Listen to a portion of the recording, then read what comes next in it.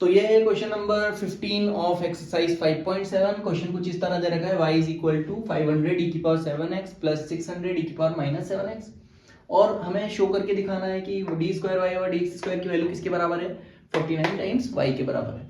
तो y की value हमारे पास है, डी स्क्वायर वाई और डी स्क्वायर की वैल्यू हमें निकालनी है। तो सबसे पहले तो एक काम करते हैं, इसको इक्वेशन नंबर फर्स्ट बोल के छोड़ देते हैं, दोनों तरफ डेरिवेटिव निकालेंगे तो ये निकल जाएगी वैल्यू dy बाई dx की, dy बाई dx की वैल्यू 500 क्योंकि कांस्टेंट है तो 500 आया बाहर, और e की पावर 7x का हो गया e की पावर 7x, लेकिन चेन रूल लगा के मल्टीप्लाई करके आपको 7 भी लगाना पड़ेगा क्योंकि e की पावर 7x का e की पावर 7x आ गया, 7x का करेंगे डिफरेंशिएशन तो 7 आएगा बाहर, फिर प्लस 600 आया एज इट इज, और e की पावर माइनस 7x आया एज इट इज, लेकिन e की पावर माइनस 7x का e की पावर माइनस 7x, तो माइनस 7x का जब करेंगे चेन रूल लगा के तो आपको एक माइनस 7 से मल्टीप्लाई करना पड़ेगा।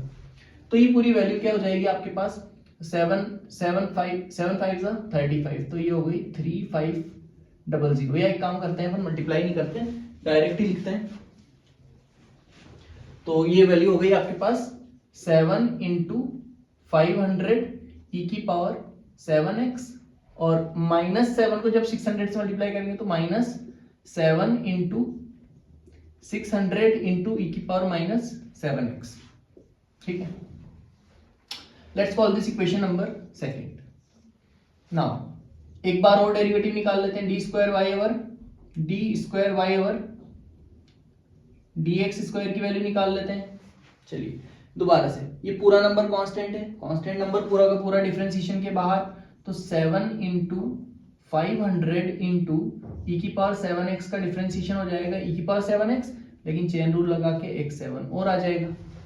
ठीक, नाउ इसी तरह इधर माइनस 7 और 600, ये तो डिफरेंशिएशन के बाहर, e की पावर माइनस 7x का e की पावर माइनस 7x, लेकिन चेन रूल लगा के हमें 7x का भी करना पड़ेगा जो कि आ जाएगा माइनस 7। तो यहाँ पे माइनस माइनस प्लस होता नजर आ रहा है। ठीक है, तो ये 7 इंटू 7 49 हो गया, 49 इंटू 500 e की पावर 7x प्लस, ये दोनों मिलके हो गए प्लस माइनस माइनस प्लस, और 7 7 49, अगेन ये हो गया 49 इंटू 600 इंटू ई की पावर माइनस 7x। तो this is D square by our D x square. तो D square by our D x square की वैल्यू यहाँ से अगर हम 49 कॉमन निकाल लें दोनों में से, तो ये हो गया 500 ई की पावर 7x, 500 ई की पावर 7x प्लस 600 ई की पावर माइनस 7x। तो आप देखेंगे ये पूरी वैल्यू y की बन गई, इक्वेशन नंबर फर्स्ट से ये पूरी की पूरी वैल्यू बन गई y की। तो इस पूरी की वैल्यू की जगह हम लिख सकते हैं y। तो यहाँ से प्रूव हो गया d square by our D x square will be equal to 49 times y।